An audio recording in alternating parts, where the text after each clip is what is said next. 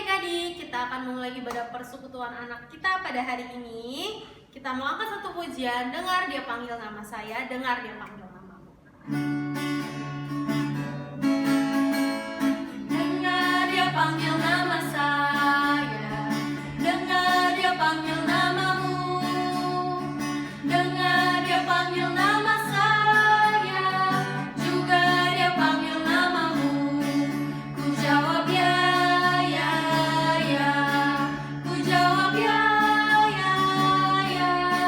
Ku jawab ya Tuhan, ku jawab ya Tuhan. Ku jawab ya, ya. Satu kali lagi. Dengar dia panggil nama saya, dengar dia panggil namamu. Dengar dia panggil nama saya, juga dia panggil namamu. Ku jawab ya, ya, ya. Ku jawab ya, ya, ya. Ku jawab ya Tuhan, ku jawab ya Tuhan. Ku jawab ya, ya, ya.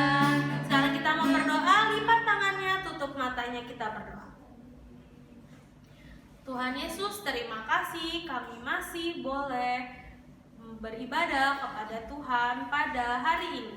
Tuhan, sekarang kami mau beribadah, kiranya Tuhan yang boleh pimpin kami dari awal hingga akhir. Terima kasih Tuhan, hanya di dalam nama Tuhan Yesus kami berdoa. Amin. Mari kita berdoa. Tuhan Yesus, sebentar lagi kami ingin mendengarkan firman-Mu. Biar Tuhan yang boleh pimpin kami untuk kembali mau mengerti pekerjaan Tuhan di dalam pelayanan Rasul Paulus, yang biar kami boleh belajar pada hari ini. Pimpin dan sertai kami, biar Roh Kudus yang boleh memberikan kepada kami pengertian yang daripada Tuhan, agar kami boleh semakin hidup bagi Tuhan. Di dalam nama Tuhan Yesus kami berdoa dan kami bersyukur. Amin. Mari kita membuka Kisah Para Rasul. Kita melanjutkan kisah sebelumnya. Ya, minggu lalu adik-adik sudah mendengar kisah mengenai anak-anak Skewa, ya. Kemudian hari ini kita akan melanjutkan cerita mengenai Demetrius, ya. Jadi Paulus pada saat ini sedang berada di satu kota yang sangat penting pada saat itu, yang bernama kota Efesus. Ya, ini kota yang besar. Kisah Para Rasul 19, kita akan melihat ayat 21 sampai dengan ayat yang ke-40. Ya. Kalau adik-adik ingat, minggu-minggu sebelumnya Paulus sudah mengunjungi kota apa aja? Dia sudah pergi ke Korintus, ya. Dia sudah pergi ke kota Filipi, ya. Dia sudah mengunjungi dari bawah, ya, Yerusalem, naik ke atas ke daerah Kaisarea, kemudian mulai ke Galatia, kemudian ke daerah-daerah yang lain sampai menyeberang. Ingat ya, dia mendapat mimpi, kemudian menyeberang ke daerah Makedonia. Dan sekarang dia ada di kota Efesus. Ya, selama Paulus pergi ke Korintus, ke Filipi, ke Makedonia, Paulus itu mengumpulkan persembahan atau bantuan. Persembahan atau bantuan untuk jemaat Tuhan di Yerusalem. Kenapa? Karena gereja di Yerusalem itu pada saat itu tersiksa, ya, gereja yang kecil, gereja yang justru dikejar-kejar sama orang Yahudi, ya, mau dibunuh sama para pemerintah Romawi dan lain-lain, sehingga gereja Yerusalem waktu itu adalah gereja yang miskin, ya, jemaatnya itu sulit sekali. Maka Paulus mengumpulkan persembahan ke tempat dia pergi kemana-mana, ya, selama pelayanannya, untuk dia bawa ke balik ke Yerusalem, ya. Kemudian sekarang dia sudah selesai dari Efesus, kemudian setelah ini dia akan balik ke Yerusalem. Karena apa? Karena Paulus punya misi, dia mau lanjut setelah ini pergi ke kota Roma. Ya, ini harapannya Paulus, ya, kalau bisa dia mau lanjut lagi sampai ke daerah Spanyol. Ya, Spanyol itu pada waktu itu dianggap sebagai ujung bumi, ya, benua Eropa yang paling ujung. Paulus mau pergi ke sana, ya. Jadi dia mau balik ke Yerusalem, kemudian langsung berangkat ke Roma. Tetapi kita tahu iblis tentu suka atau enggak kalau gereja Tuhan semakin besar, semakin banyak orang mendengar Injil. Tentu tidak ya. Maka kita melihat pekerjaan iblis di kota Efesus ya. Kita membaca ayat ke-21. Ayat ke-21, kemudian daripada semuanya itu Paulus bermaksud pergi ke Yerusalem melalui Makedonia dan Akaya. Katanya sesudah berkunjung ke situ aku harus melihat Roma juga. Ini tadi kode cerita ya. Lalu ia menyuruh 2 orang pembantunya yaitu Timotius dan Erastus mendahuluinya ke Makedonia, tetapi ia sendiri tinggal beberapa lama lagi di Asia. Kira-kira pada waktu itu timbul huru-hara besar mengenai jalan Tuhan. Huru-hara itu apa? Ada permasalahan ya, seperti demo ya, seperti kegaduhan di kota Efesus mengenai jalan Tuhan. Apa yang terjadi? Kita lihat ayat 24. Sebab ada seorang namanya itu Demetrius. Demetrius ini apa pekerjaannya? Dicatat di Alkitab, dia adalah seorang tukang perak. Dia ahli pembuat perak ya. Perak yang dia bikin untuk apa? Ya kalau di perjanjian lama kita melihat orang Israel menggunakan perak untuk perkakas bait suci ya. Sedangkan orang-orang di Efesus juga sama, tetapi bedanya mereka membuat perak sebagai patung. Ya, patung Dewi Artemis. Jadi ada dewi di dalam mitologi orang Yunani namanya Artemis ya. Ini adik-adik kelas besar udah bisa googling kan ya, bisa cari di Google ya siapa itu Artemis. Jadi Demetrius ini adalah seorang tukang perak yang membuat kuil-kuil Dewi Artemis dari perak ya. Kalian bayangin, kuil Dewi Artemis di Efesus adalah kuil Artemis terbesar di dunia pada saat itu dan terbuat dari perak. Waduh, indah sekali ya. Waktu kena cahaya matahari mengkilap, bangunan yang megah dibangun oleh Demetrius. Kemudian ayat 25, si Demetrius ini mengumpulkan mereka bersama-sama dengan pekerja-pekerja lain dalam perusahaan itu dan berkata, wah, dia kumpulin banyak orang si Demetrius, termasuk para pekerja-pekerja dia yang tukang-tukang perak ya. Kemudian dia kumpulin semuanya dan dia berkata, saudara-saudara, kamu tahu bahwa kemakmuran kita adalah hasil perusahaan ini. Wah, kemakmuran berarti Demetrius adalah orang yang sangat kaya.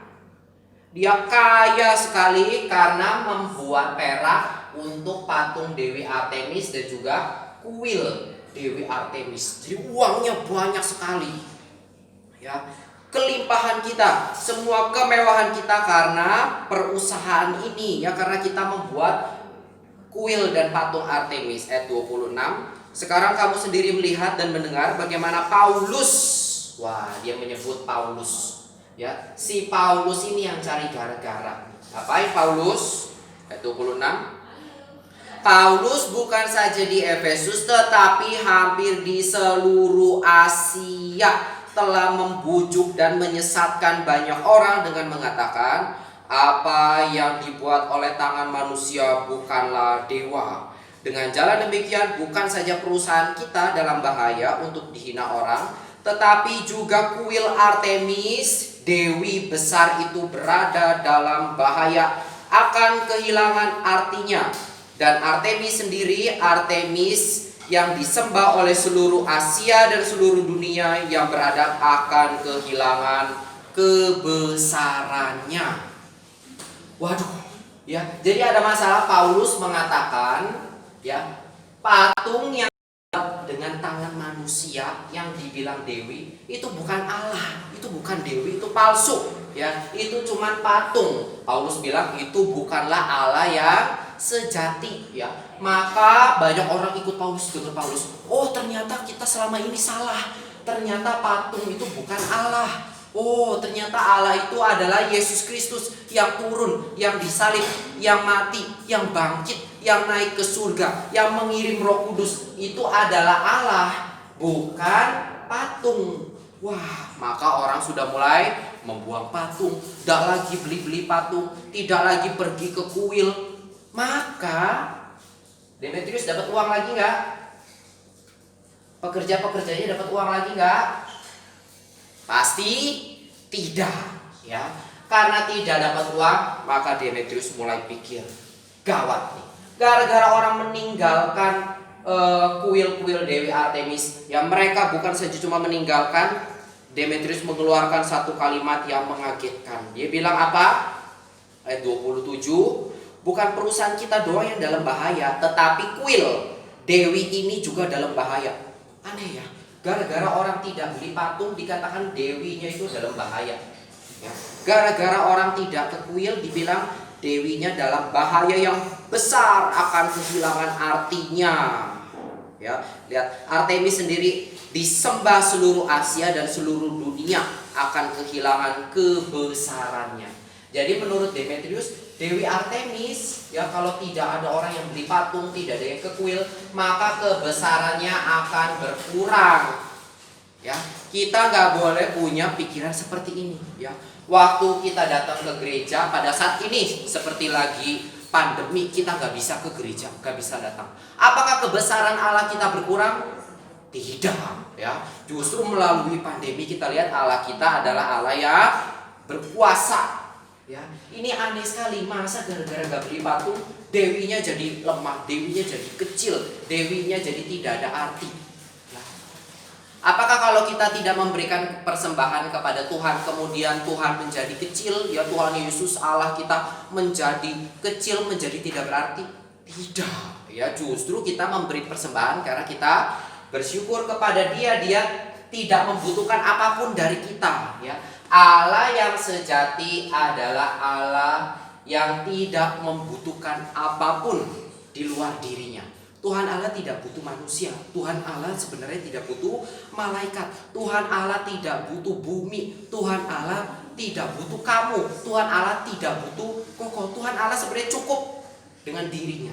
Dia tidak butuh kita. Tetapi karena Allah kita adalah Allah yang kasih, maka Dia mau mengasihi manusia. Dia mau mengasihi bumi, ya. Jangan dibalik-balik, gara-gara kita tidak mengasihi Allah, gara-gara kita tidak bawa persembahan kemudian Allah jadi kecil. Ya. Sebenarnya Demetrius bukan menyembah Artemis, ya, tetapi yang disembah oleh Demetrius, dewa yang asli itu adalah dewa yang namanya uang. Ya. Bukan karena Dewi Artemis dihina, bukan karena kuilnya dirobohin orang, tetapi karena apa? Karena perusahaannya, ya, karena pekerja-pekerjanya, karena si Demetrius tidak lagi mendapat uang, ya.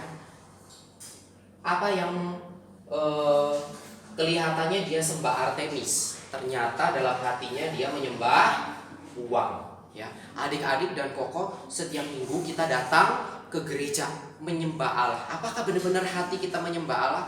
Demetrius kelihatannya menyembah Artemis, padahal hatinya menyembah uang. Kita sebenarnya di gereja membuka mulut menyembah Tuhan. Apakah kita benar-benar menyembah Tuhan? Atau jangan-jangan hati kita juga menyembah uang? Atau hati kita justru di dalam ibadah kita yang tunggu-tunggu, apa, ayo cepat selesai dong, ini guru sekolah minggu lama ceritanya, saya mau main game pulang.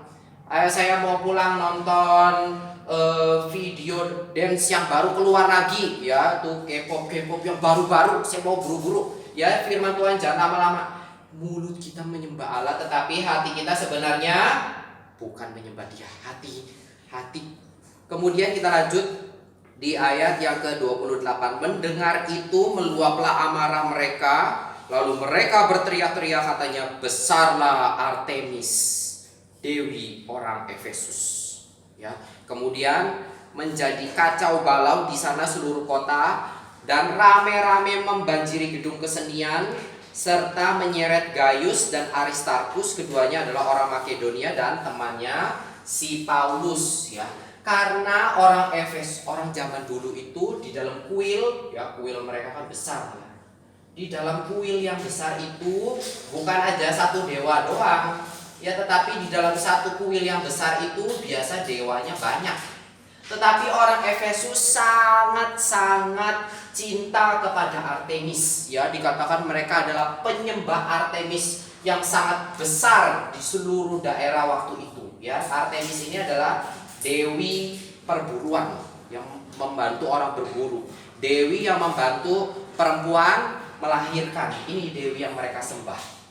Ya, jadi orang Efesus benar-benar bukan menyembah banyak dewa, tetapi mereka sangat mencintai Artemis. Sehingga waktu Demetrius bilang, Paulus itu sebenarnya memberitakan yang salah, bukan Yesus. Ya, Paulus itu sebenarnya sedang menghina Artemis. Wah, dia fitnah ya, dia beritakan yang palsu sehingga seluruh kota ngamuk dan langsung mencari Paulus. Tetapi yang ketangkep adalah Gaius dan Aristarkus, ya, temannya Paulus. Ayat 30.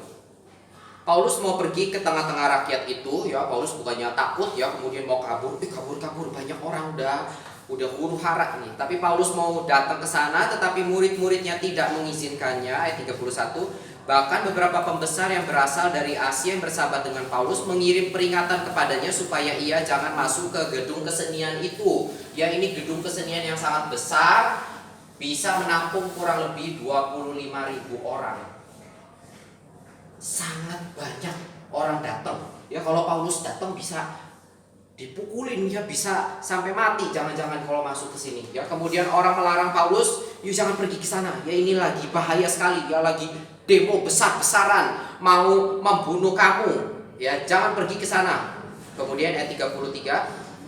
Lalu seorang bernama Alexander didorong ke depan orang-orang Yahudi. Ia mendapat keterangan dari orang banyak tentang apa yang terjadi. Segera ia memberi isyarat dengan tangannya dan mau memberi penjelasan.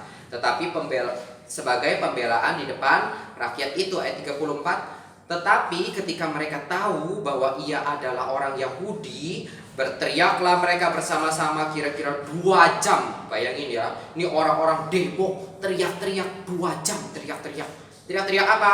Dia teriak-teriak, "Besarlah Artemis, dewi orang Efesus." Wah, ya, sangat-sangat cinta kepada Artemis. Ini dewi yang menemani kami berburu, yang membuat kami dapat banyak bisa hidup. Ini adalah dewi yang membantu istri-istri kami melahirkan anak-anak. Ini adalah dewi yang besar, dewi sesembahan kami, ya.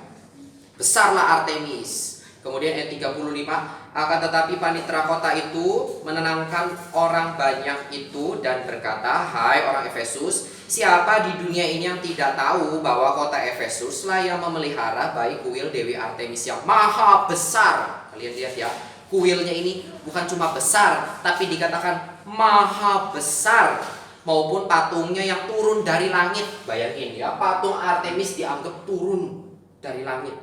Kemudian 36, hal itu tidak dapat dibantah, karena itu hendaklah kamu tenang dan janganlah terburu-buru bertindak, ya. Kemudian panitera kota itu mau menenangkan. Jangan marah dulu, ya. Coba dengerin baik-baik. Memangnya si Paulus ngomong apa? Memangnya si Paulus suruh gak ada yang tahu apa? Bahwa kota Efesus ini kotanya memelihara kuil Artemis yang maha besar dan patungnya. Jangan buru-buru marah dulu, coba dengerin dulu.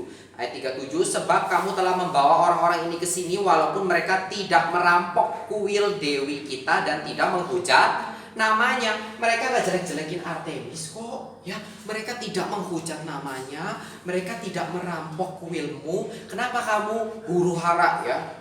Pemerintah mulai menenangkan. Ayo tenang, jangan gaduh, jangan marah-marah dulu, ya. Ayat 38.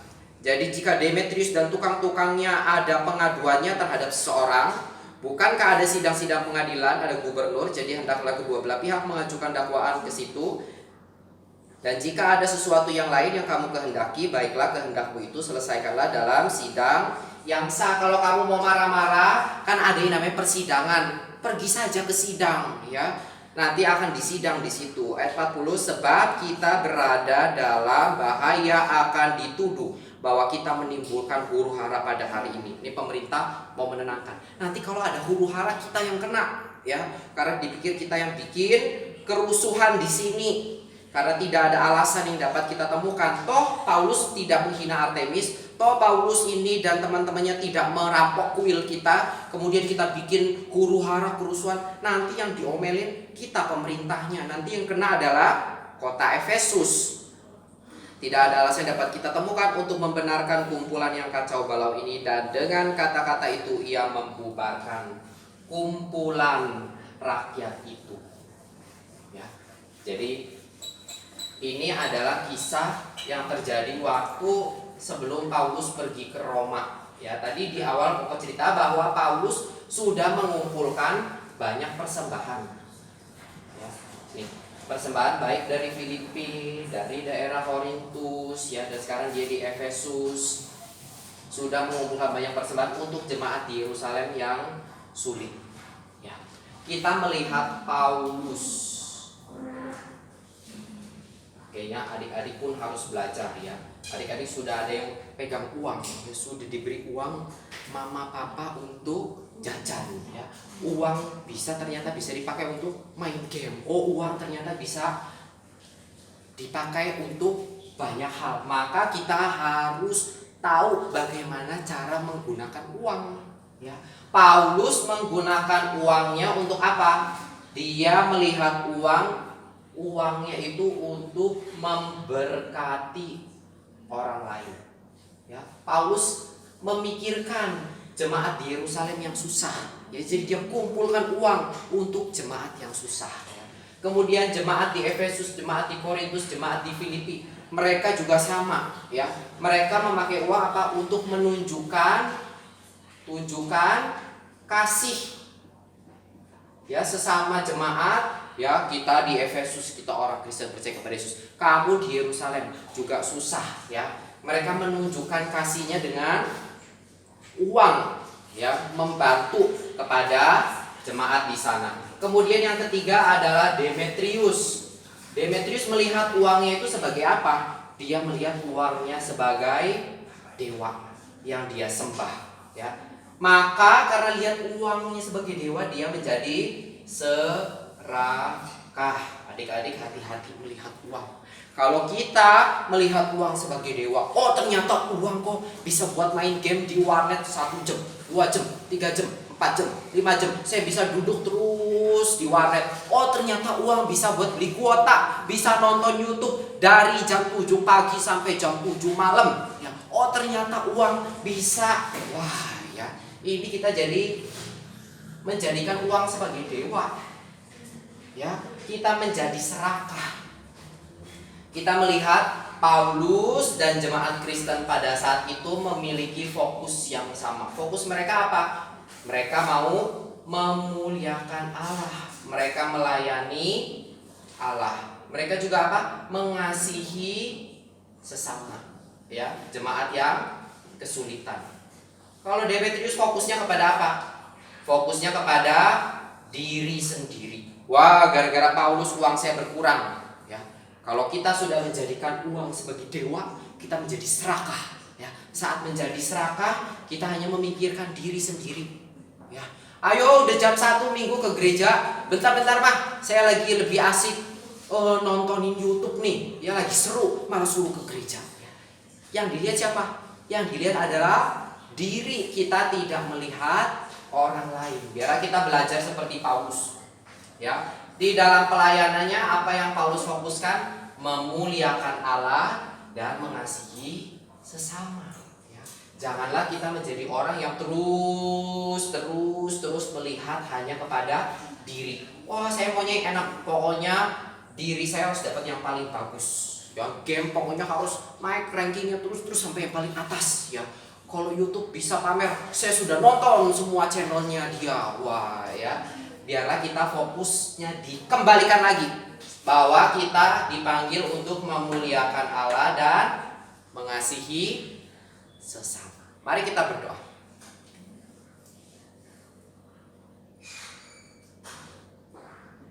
Tuhan Yesus, kami kembali bersyukur kepada Engkau kalau pada hari ini kami kembali belajar dari teladan Rasul Paulus dan juga jemaat-jemaat Kristen, baik di Filipi, baik di Korintus. Mereka yang melihat uang untuk dipakai memberkati orang lain. Uang yang mereka punya, mereka bawa kepada Tuhan untuk memuliakan Tuhan, untuk mengasihi sesamanya. Dan kami juga melihat Demetrius ya Tuhan, yang menjadikan uang sebagai dewanya, sehingga ia menjadi serakah, sehingga ia hanya mementingkan dirinya sendiri. Biarlah kami menjauhi daripada hal ini. Biarlah kami tidak menjadikan uang, menjadikan game, menjadikan YouTube sebagai dewa kami pada hari ini. Tapi biarlah kami kembali dikembalikan bahwa Tuhan Allah adalah Allah yang sejati. Engkau adalah dewa yang kami sembah, bukan uang. Terima kasih Bapa yang di surga, di dalam nama Tuhan Yesus Kristus kami berdoa dan kami bersyukur. Amin.